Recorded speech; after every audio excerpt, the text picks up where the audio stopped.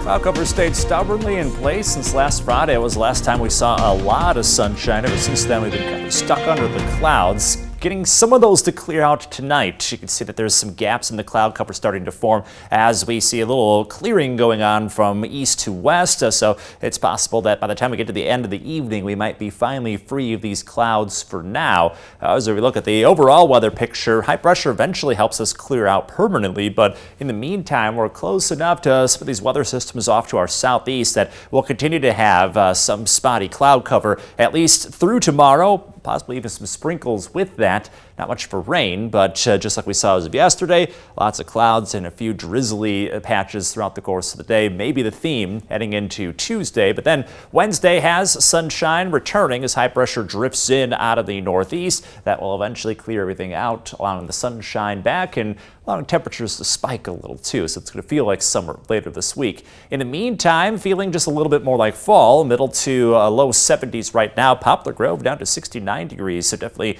some cooler weather sticking around as a result of that cloud cover helping keep some of the sunshine away. We don't cool off that fast this evening, though. Low 70s through sunset, upper 60s the remainder of the night from there. So it should be a quiet and, again, slightly cool end to the holiday. But the weather does stay dry throughout the rest of this evening if you do have one last round of grilling or whatever you want to do to get in before the holiday is over.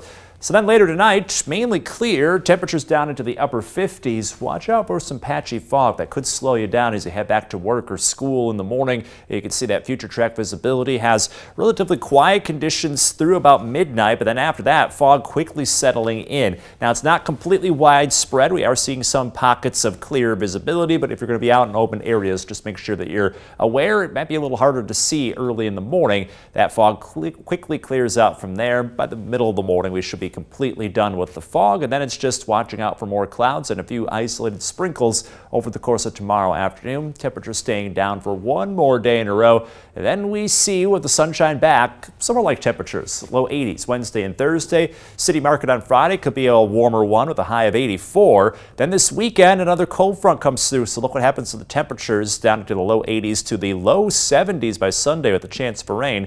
In your most accurate 10-day forecast, we'll continue to see the cooler conditions looking long term. That means middle to upper 70s, not necessarily all that far off of average for this time of year, but when we're used to the low 70 or low 80s to middle 80s, those days in the low 70s like we saw this weekend, does feel like fall. It's a nice little hint in the air that that season's starting to change. You know, definitely. My girlfriend's been like opening up all the windows and she's like, apple orchard today. And it's just like, that's great. But it doesn't seem like that's going to be the case later this week. We get the best of both worlds this month where we get some sun, we get some heat, but then we have those days sprinkled in where it's like, oh yeah, apple orchard or football season. It feels like natural to have that. It's nice. Yeah. Like fall isn't just like coming here for a week and then gone. Exactly.